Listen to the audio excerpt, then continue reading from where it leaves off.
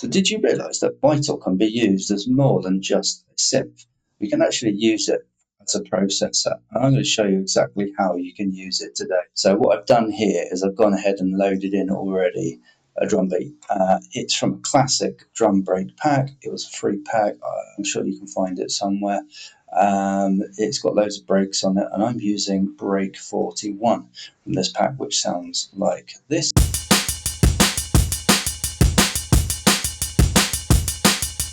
Okay, but we're going to try and make it sound even fatter, and to do that we're going to use Vital. So we're going to load up a Vital in here, and we're going to load into our Vital first of all this break. So I'm going to just drag it from the editor into the sampler here, and when I switch on the sampler you'll see now we have this break in here. Also I'm just going to go and draw it in here, and now we've got this playing along here.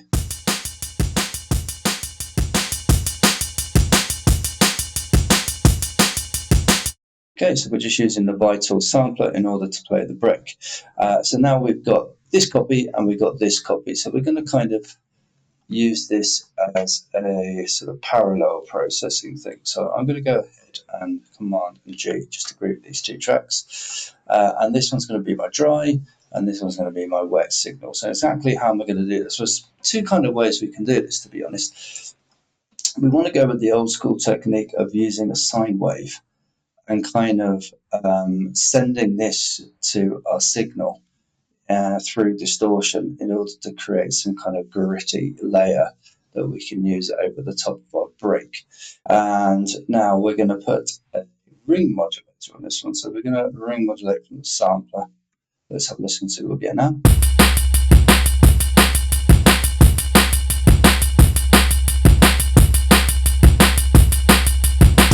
So we're kind of getting that crunchiness now, but you might hear that we've got this constant sub underneath. We don't really want that.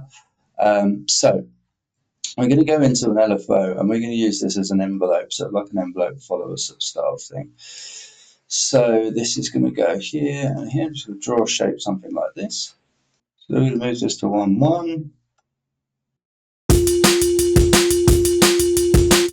And we need to then set this to, for example, this layer here.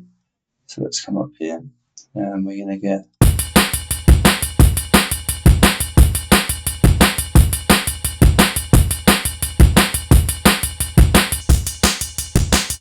so we're just going to solo this.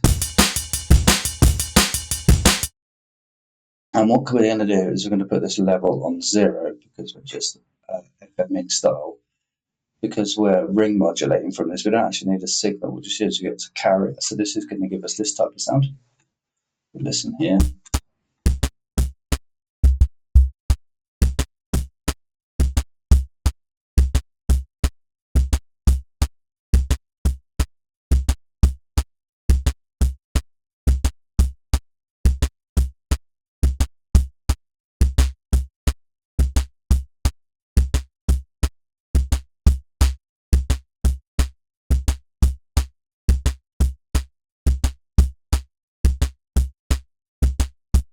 So that's kind of given us this transient, this gritty transient. We can come inside the effects as well and also put some distortion on it as well. I would set this here as well to give it movement as well.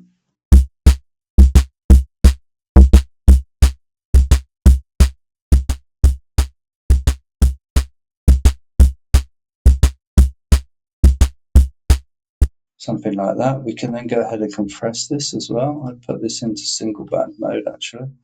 Just drive this up a bit.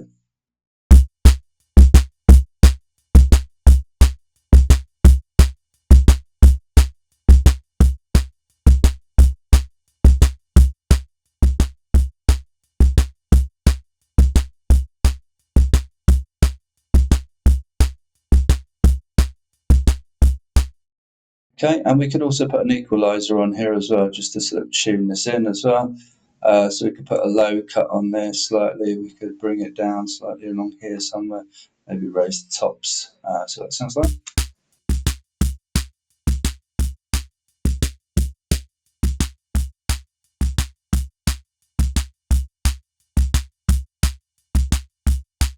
Let's have a listen to it, how it was before.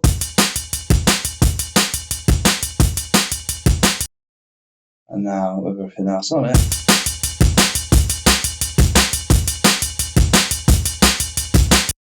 So you can hear that's just thickening everything up quite nicely with a little crunch layer underneath.